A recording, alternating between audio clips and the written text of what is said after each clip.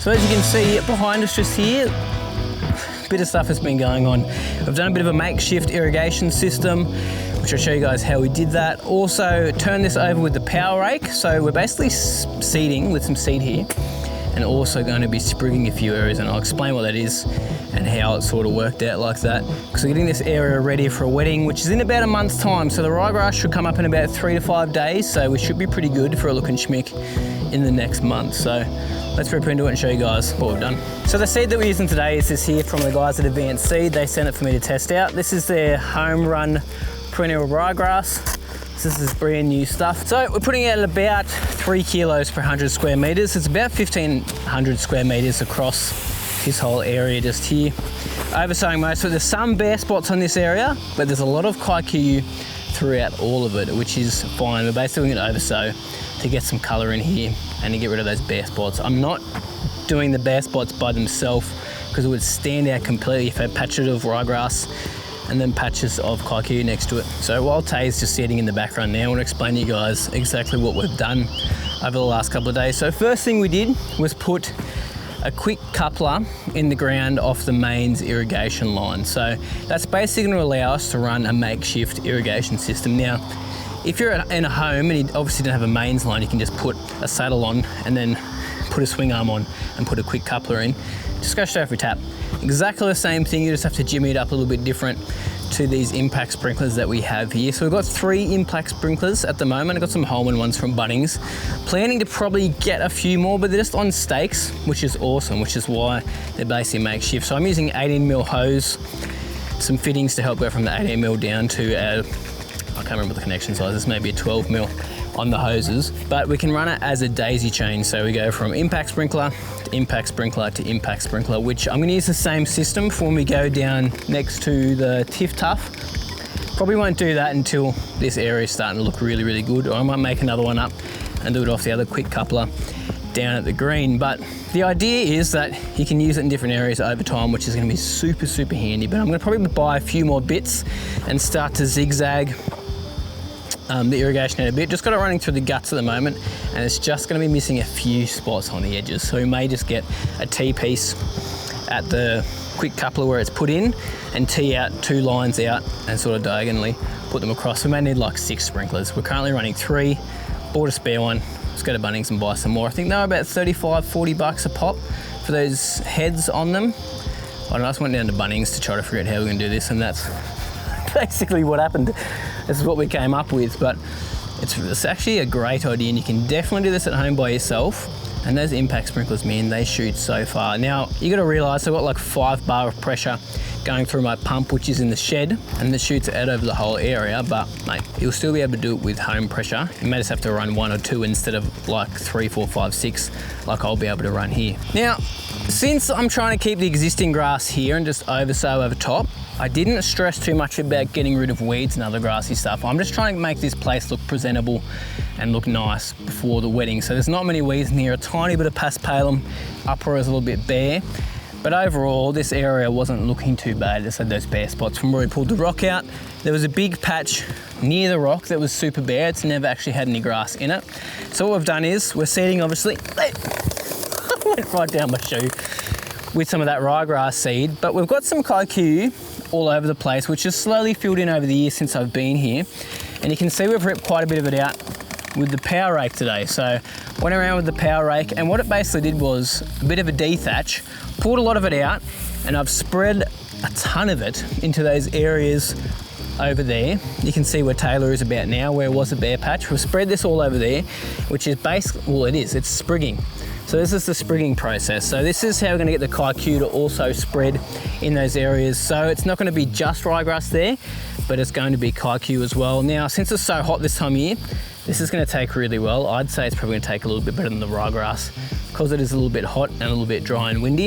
And we're going to be keeping water up to this area. But you can do this with your home lawn too. You can scarify it, you can like scalp it down really, really low and spread all those clippings across some bare areas in your lawn, top dress over top, or just do what we're doing here, chuck it on top with a little bit of loose soil, and then water it like seeds. So 2 to 3 times a day, making sure it's moist at all times, and it will start to root down and take And within 30 days, you can basically get a full lawn just by sprigging like that. Now, the process we're gonna do with the Tiff Tuff, very, very similar.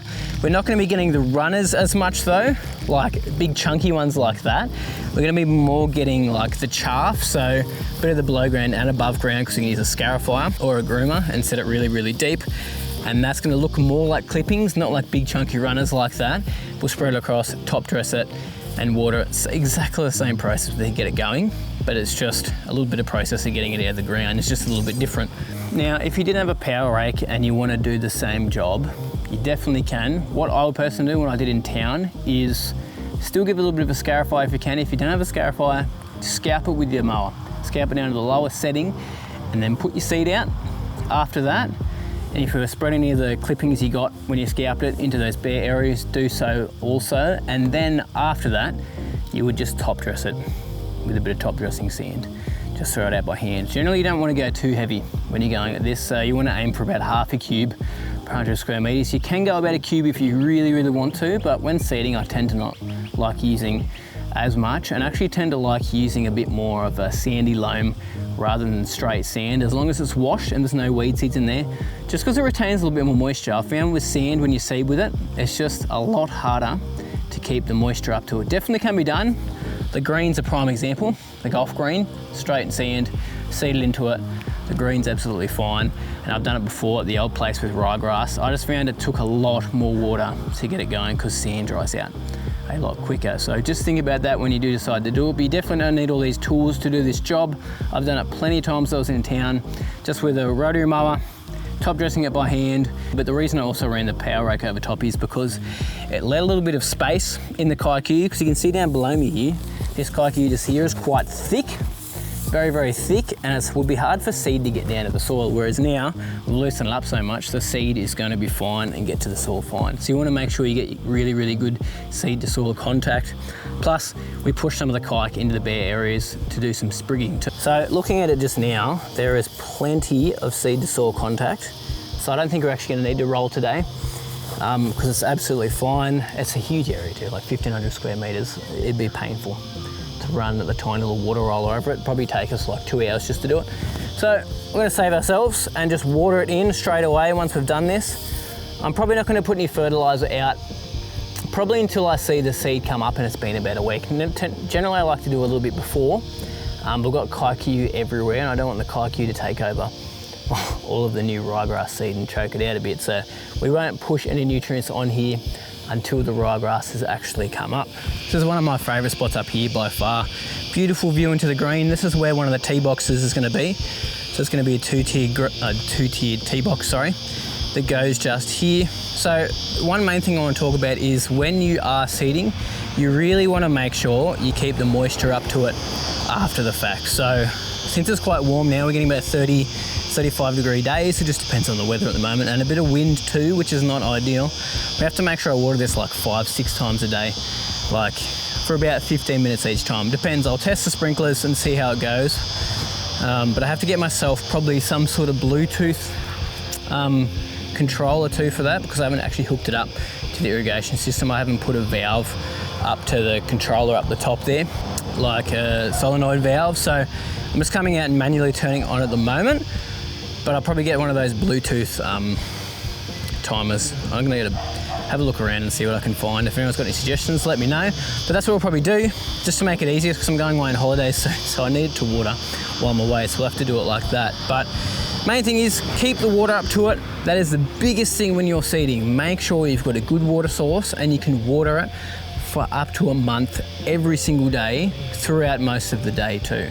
So if you've got a bore, awesome. If you're using rainwater, good chance you'll probably run out because you use a ton of water. I would say watering this area will probably use about 20,000 litres of water a day this time of year. So we're going to be using a lot of water.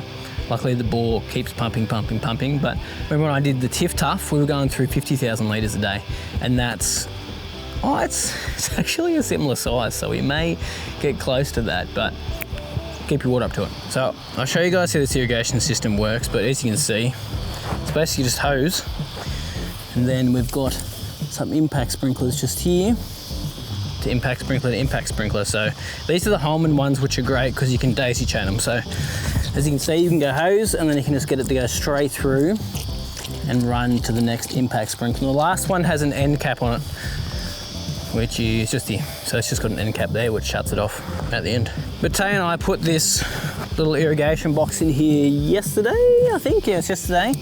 And so we put a saddle in on the main line, swing arm off it, and then put a little quick couple of valve in just here, which we then use this key and put it down in there like so, and that's how we get our water coming out now. We don't have to do it on here, be fine. So we've got a valve on top. We've got a valve on top so we can shut it off, which is handy as, so I can leave that plugged in all the time.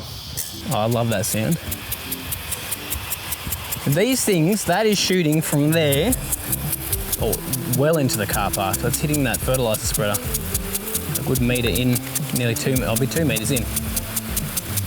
Which is good. We've got a little bit of excess there because it does get windy out here quite a bit. So I'll run these 3 sprinklers now for a good, I'm getting wet. We'll run them now for a good, I'd say probably like an hour and a half to really get the ground nice and wet. So after that, we'll probably water every 2.5 hours, a couple of times a day, which means I need to get one of those. I think it's Wi-Fi little controllers, like Bluetooth ones, I'm not sure. I have to have a look around and see what I can get. I should have thought of that beforehand, but it's all good. We'll get it done. But how good is that? Mate, good feeling. It will not be long until this is up. I'll keep you guys updated weekly on how it's going. Probably won't have much next week to show you. And it's Christmas next week, so Merry Christmas to you guys. Hopefully you guys have a good Christmas and a good New Year too. Appreciate you guys so much for watching the videos. For however long you've been watching, really do appreciate it. But I hope you guys have a good time with your family and a good holiday if you're having one. A good rest at least. But yeah, this is great. So excited to have this project done. A little bit of seeding, a bit of sprigging. Should be looking good very, very soon. Well, thanks guys so much for watching. Really, really appreciate it. Keep an eye out for the updates and I'll see you soon. Bye.